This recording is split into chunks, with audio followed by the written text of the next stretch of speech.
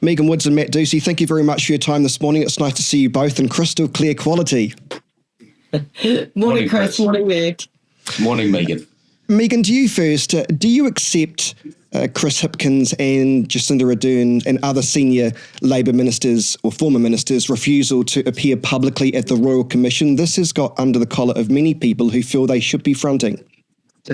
And look, I've had a really careful read of the minute that the Royal Commission put out this week, Chris, and I think one of the things that it makes abundantly clear is there's been absolute cooperation from all the former Labour ministers who have been asked to cooperate with the Commission in terms of answering the questions. I think there's been over 20 pages of questions answered by Chris alone. So, yes, I do support the decision not to front publicly. When you read through that minute, it gives really clear reasons, safety being one of them. And I just really want to underscore that the Royal Commission makes abundantly clear that there's been cooperation in terms of answering each and every question that's been put to them. But there's a difference between answering questions publicly and then, of course, asking questions privately too. And I point to the fact that you can tell more by somebody's body language, by the way they react, by the way they interpret things. I also note too that Chris Hipkins said he employed lawyers, and they all use the same lawyers who recommended they don't front. So why the need to hide? Well, it's not hiding. I don't think you can ever accuse someone that's in the media each and every day as someone who hides. It would be very hard for someone in the role of leader of the opposition or in any member of parliament actually to hide. They have answered questions. But I think the important thing, everyone has to go and have a read of that minute and understand there are real safety concerns that the Royal Commission pointed to. I mean, what is it we're trying to achieve here? There's questions that everybody wants to explore, wants to make sure that we're in the best place should the worst happen and this happens again, and that we've got all the information, and that is in no way being impeded. Were you asked to front of the Royal Commission of Inquiry? No, not in the second phase, no. Whew, so what you thought when you... Matt, to you on this, I mean, how can public have faith and accountability when key decision makers choose, well, I would say secrecy over public scrutiny, really? And I know, as Megan points out, yes, they have spoken to the Commission behind closed doors, but I do think there's something to be said about doing it openly. And I don't subscribe to there's a danger or a risk there, because other people have fronted up as well, those who may even be on the fringe of rational thought. Yeah, look, I think it's really disappointing. We've got the leader of the opposition, Chris Hipkins, who's been, quite frankly, very dismissive, whether it be of the damning Treasury report about the expenditure with the COVID fund and now with this commission as well. And I think people will see it for what it is. Your words were correct. It is a choice. Chris Hipkins has made a choice that he thinks he doesn't need to front up. And it comes down to public accountability. We are elected representatives. We're put into positions on behalf of the public, and we make decisions that impact on their daily lives. And look, what happened through COVID was extraordinary. And quite rightly, people do want to see some public accountability. And, it really comes down to what is the issue here? Why would you not publicly front up, defend the positions you made? We all know that as elected representatives, we make decisions that some people agree with and some people don't. But it's actually healthy democracy for our leaders to front up publicly. And I think people are quite rightly very disappointed about this. Megan, it's all very well to say that... Go ahead, Megan. I just jump in there? I just want to point out that and the Royal Commission makes this abundantly clear, there has not been any instance of trying to avoid answering any questions that have been put to any of the former ministers. In fact, Chris put aside 2 hours for the Royal Commission to answer any questions that they have in the interview process. It only lasted an hour, and that's because the Commission ran out of questions. So he has put aside time. He's been willing to answer questions. He's answered 20 pages of written questions. But doesn't what we're trying to achieve? But doesn't public accountability mean exactly that? It's in the public. It's not behind closed doors. I think that's the problem people have. Yeah, and Chris, I think I point you again to what the Royal Commission themselves found, that there are safety concerns. And I'm not willing to just dismiss that and say there's not. The Royal Commission have considered this. It's not just a decision that the politicians have made themselves. The Commission considered that as an aspect, and they've put out a finding this week. Okay. Yeah, but the problem with Megan's response, Chris, and once again, what we have, and it's very reminiscent, isn't it? The podium of truth, where only certain people had the full information. So Megan might be right that on the Commission, behind closed doors, they run out of questions, or she mightn't be right, respectfully, but actually that's why the public would have the ability, if Chris Hipkins fronted up, to see it for themselves, and then injecting this fear into the discussion as well. I mean, we had enough of that during the COVID times as well. So it seems like we are really returning to the days where a certain group controlled the information through the podium of truth. And quite rightly, the public is saying, we want it to be public so we can make our decisions and have public accountability. And every reason, everything that Megan is raising, that Chris Hipkins has allegedly done all this already, is every reason why he should just front up then publicly and do it again. What's the big issue? Matt, I'm not alleging. Read the Royal Commission minute. This is in the publicly released minute from the Royal Commission. This is not some special information that I'm privy to. It's out there, it's public domain, and the Royal Commission put it out this week. What's the issue then? Front up. We're elected representatives. Yeah. Megan, do you think this could seriously damage Labour's chance at the next election because of this lack of public? I think what people want to know is are former ministers answering the questions. They did it in the first phase of the Royal Commission. The Royal Commission has made it abundantly clear that they're doing it again in the second phase. So it's not like there's a refusal to engage. And I think the first phase of the Royal Commission, that was part of the Ardern regime, wasn't it? That was the one by Labour that set up the second phase. It's not. The Royal Commissions are independent, and whoever is in government, I think that we do have to have faith in that. Royal Commissions are the highest level of inquiry that we have in this country, and that's why it's disappointing to hear Matt say that we're alleging things when actually an independent inquiry body has put out a decision this week that lays that clear. We've set up Royal Commissions so we can have independence, and this is what they're saying. And as you know, Megan, the commission underway has wider terms of reference. Yeah, that's right. And the inquiry that you kicked off. So the ability now for someone who was making those decisions, not only about health consequences in the country, but also economic and wider issues, the public, quite rightly, wants to see those decision makers front up. And at the moment, Labour is saying, actually, they are not prepared to publicly front up to New Zealanders. And I think, personally, that is the wrong decision. But in the end, we're democratically elected, and I think it's pretty clear from the commentary already what Kiwis think of that. Yeah, Megan? I just do have to point out that they have answered every question from the broader terms of reference as well. So I just want to make that clear.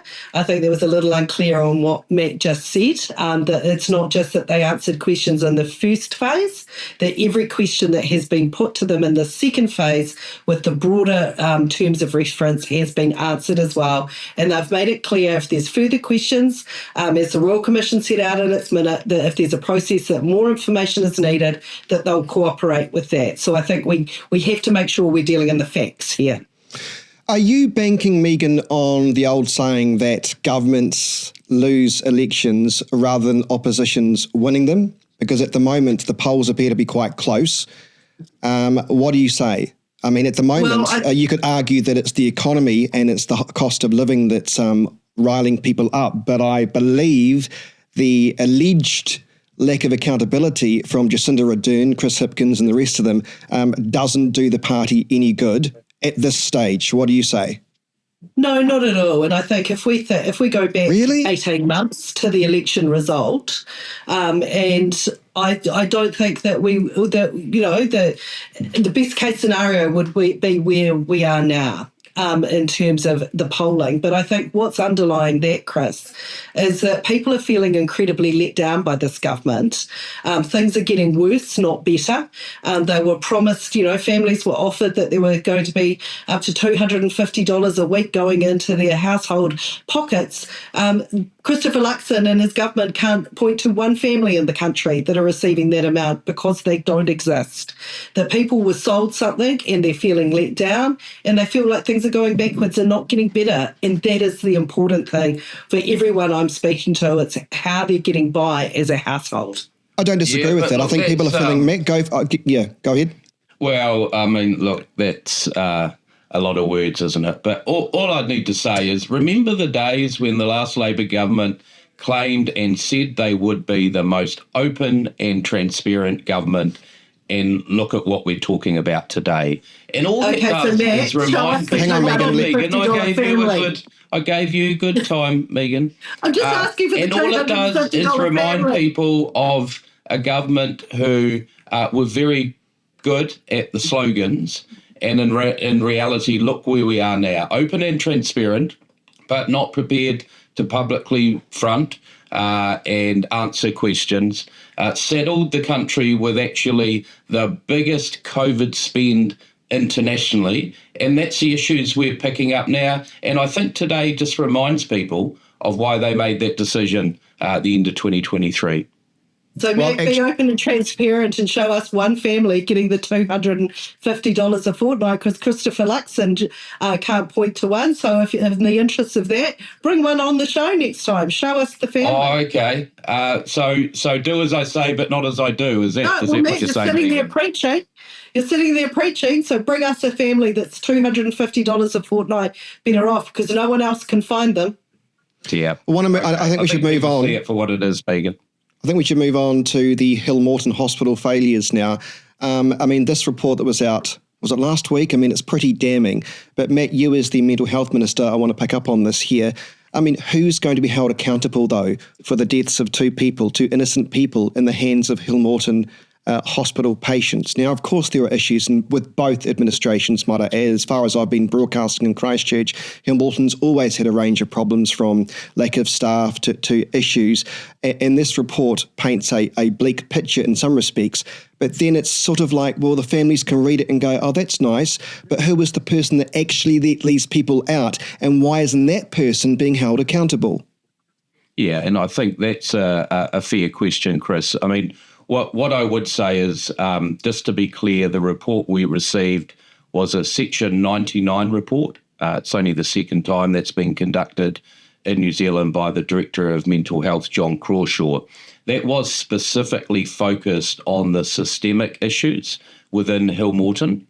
I would like to acknowledge the tragic passing of Lisa Walker and Faye Phelps, and pass on our continued condolences to their families and loved ones as well. There are individual investigations into those two deaths. They are before the coroner at the moment, so that is why there is non-publication orders. So what we do have is the Section 99 report, which pretty much lays bare the state of the mental health services, specifically adult inpatient facilities within Hill Morton in the middle of 2022. And as you say, it paints a very concerning picture, where there was one referenced in the report: a new graduate nursing turns up to work and on that day is told she is the team leader, because there is no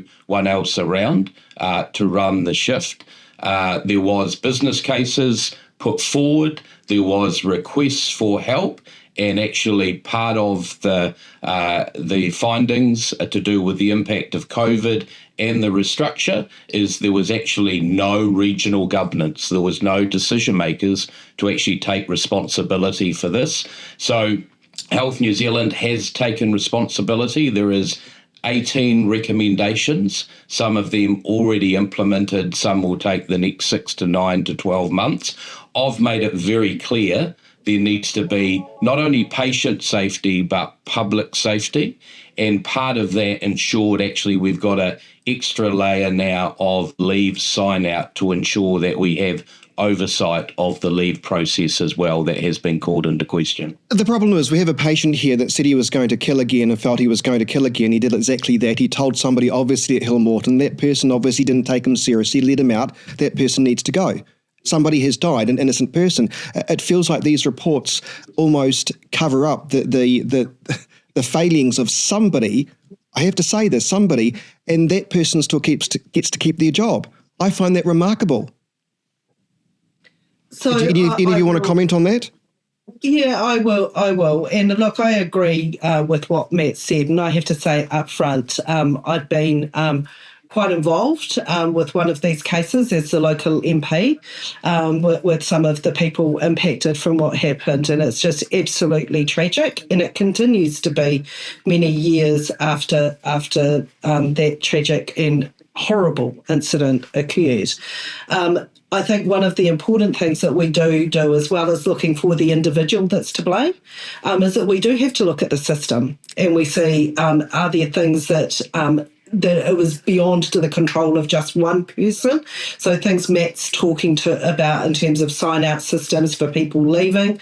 Now, look, Hill Morton's in my electorate. I personally live in Hill Morton.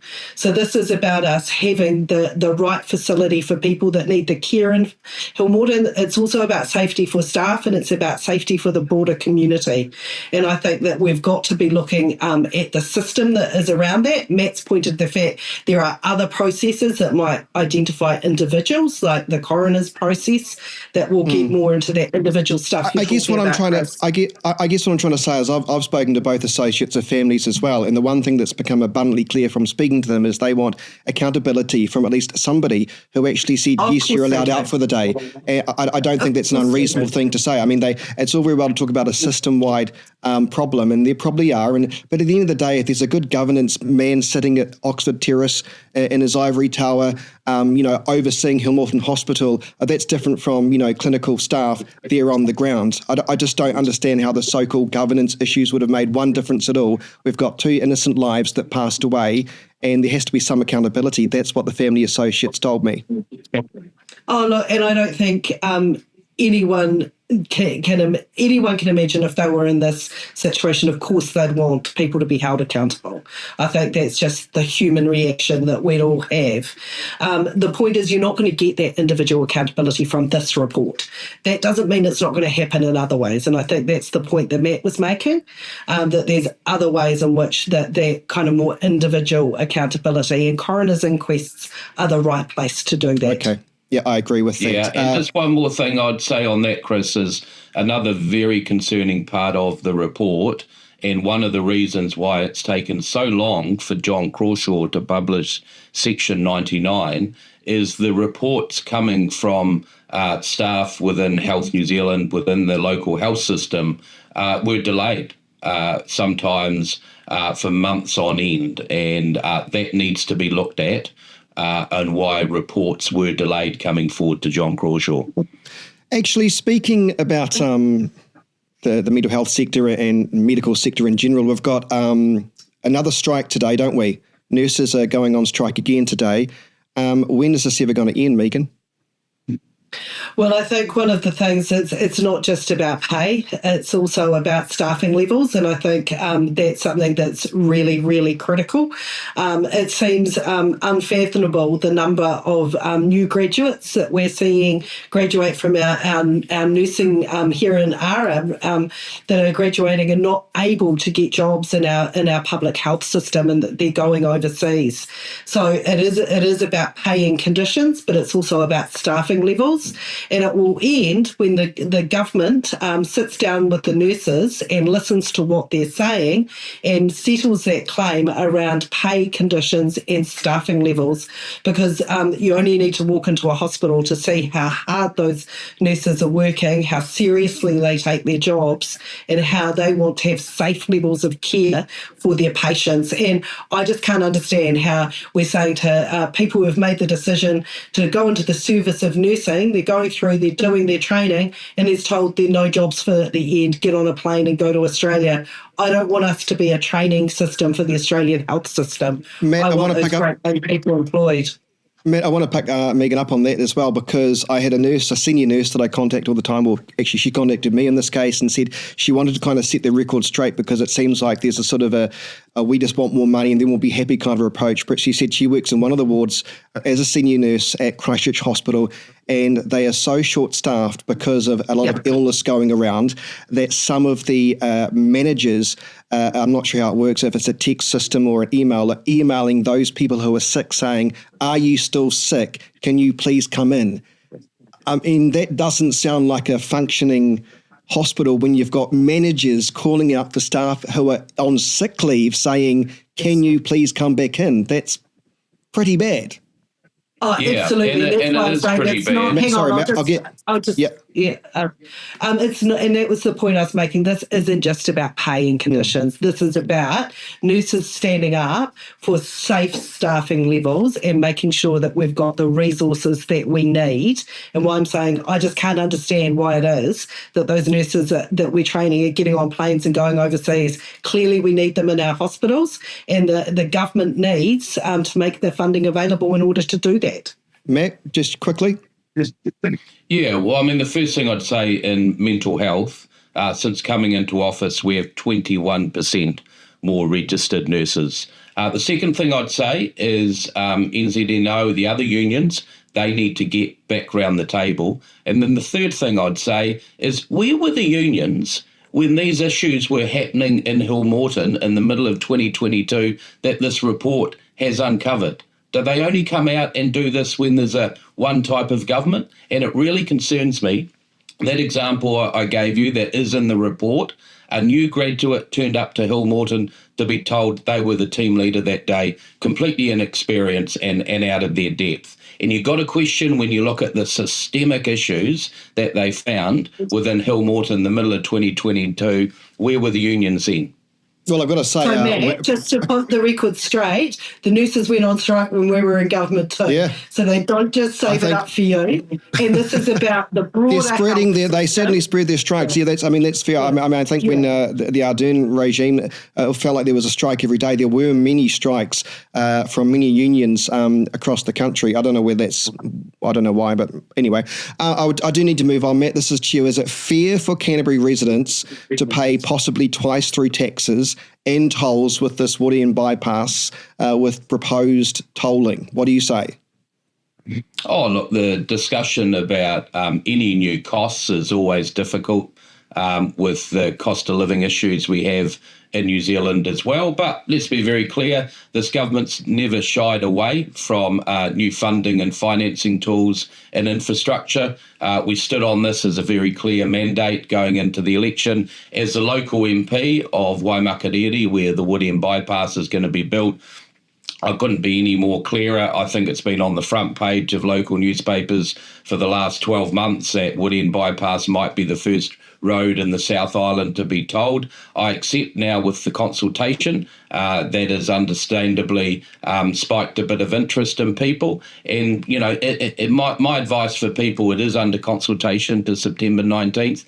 Have your say. Because really we need to get the balance right. There's no point putting a toll in if everyone's just going to use the alternative road. Well, that's right. So we've got to get that. Yeah, exactly. We've got to get that balance right, and that's exactly what the modelling of NZTA should be doing. But I would say there'll be a range of views out there, but actually predominantly the view I've had back, anecdotally as it is, because I live in the electorate walking around the street with my kids, most people say, no one really wants to pay anything more, but if it means it gets it built in time and within budget, then let's just get on and do it. And when you look around the world and the North Island as well, people are well accustomed to this. Having said that, Megan, is this just a revenue grab dressed up as infrastructure funding? Oh, look, this is outrageous. There's 2 roads of national significance in the South Island, and 50% of them are being paid for out of our own pockets. So I think one of the things Wow, that that's a needs statement. to tell us are 50% of the roads in the North Island, the other 13 projects, are they going to be Yeah. told as well? How This were is roads just in the South Island under and the 6 years of the Labour government? being let down by this government again. It is outrageous. We're talking about up to $1,300 a year for some families, the extra cost that's going to be ladled on Well, here. you know they have Up to choice. $10 a day. It can be $10 a day with $2.50 tolling points to go through. This is the kind of cost that it is simply unfair when you look at the small amount of money that's coming to the South Island. And when Matt says how many roads did we do, I point you to the Brom Street upgrade that was cancelled under your government that only came back when you took the money out of public transport in Christchurch, Matt. Your government is letting down Christchurch in the South Island when it comes to infrastructure. We are not getting our fair share, and to then have to front up and tell Cantabrians that we're not even going to get this out of public money, it's going to come out of our pockets, is letting us down. Matt, your response? Just in response to that, Chris, let's be very clear. Under the Labour government, they came in and the first thing they did for Canterbury roads is they cancelled the Wood End bypass in 2018. So I would just like people to reflect, what is the added cost of building the bypass now almost 7 years later, and will Labour take responsibility for that added cost of the delay because they cancelled the bypass? So it's very rich now saying the national government's only building a certain amount of roads when we knew they came in and cancelled everything as well. Megan, that's a fair point. Could you respond to that? Hold on. The second question I'd had for Megan is that if they were lucky enough to get back in power at some stage, would they stop the toll, and how would they pay to replace that? It'd be an interesting question for commuters and ratepayers to hear from you today, Megan. So what I can tell you, Matt, is if I was sitting at the cabinet table as a Cantabrian and a South Islander, I wouldn't have let it slip through that half of our roads were going to be tolled. No, I'd like an answer to the question, and the balance are going to the North Island. I'd have to have a look at what's going to the North Island, but I can tell you that one of the jobs of a Cantabrian and South Islander sitting at the cabinet table is making sure we're getting our fair share, and that's not happening under this government. You need to start banging that table harder, Matt, and sticking up for us, because clearly you're not doing it. And I've delivered the motorway that you've cancelled. I think that says it all. $1,300 a year for families. $1,300 a year for well, some families. as you know, they have a free alternative, Megan. $1,300 a year. So you're not delivering a bypass for them. They're going to have to take the long way round, or they're going to have to dip into their own pockets for $1,300. And would you reverse it, Megan? I'd have to look at the balance, because at the moment looks like it's unbalanced in the South Island. The answer's no. Dip into our pockets. So, Matt, you're in government. Just more grandstanding. Cut the roads and our grandstand. Just finally, up for us, Matt. Just finally, and I don't know whether you guys know I about this haven't or cut not. any roads. Why did you cut the Wood End bypass? No, why don't you Were you stand standing up up for for the South Island? Cantabrians then? Were you standing up for Cantabrians when you cancelled the We did motorways? commit to doing the Wood End bypass, and it wasn't a toll road. Just finally, and we're 28 minutes in, so we're going way over time. But so this Pages Road Bridge. This Pages Road Bridge, we had to get an announcement of another announcement suggesting it's now finally being funded. First of all, last year, I think the government put their hands up and said they were going to fund it by about $13 million, and that was pre-infrastructure mode and stuff. Now I think it's gone up to $38 million. Have any of you guys got the impression that there are so many local politicians trying to take credit for this at all? And I'm just trying to work out, I think there might be quite a good story. Who the hell is actually responsible for actually getting this thing forward? You've got Phil Major standing up there saying, yes, I got Simeon Brown down here. You've got Celeste Donovan saying, yes, it was me. You've got Reuben Davidson saying, I helped try to build the bridge. You've got so many competing people here. I'm getting lost, and it all seems like everybody's trying to take credit for something that probably should have been done 15 years ago. Do any of you know the truth? Megan, just quickly, what's the truth behind the bridge? Well, I know Celeste and Ruben worked together really hard to make sure it was on everybody's radar.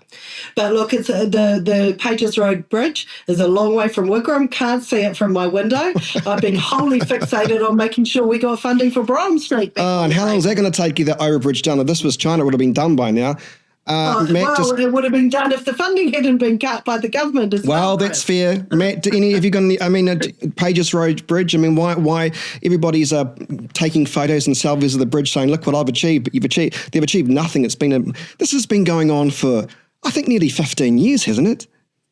Yeah. Doesn't this go to show the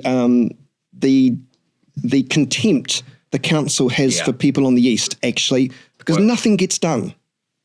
Well, it's that saying, isn't it, Chris? Success has many parents and failure is an orphan. Just look at the last government trying to front the COVID response now. Oh, that's snipey. We need to leave it there. We're going well over time. Megan Woods and Matt Ducey, thank you very much for your time this morning. Have a lovely, lovely day. You too. Thanks, See you Chris. later.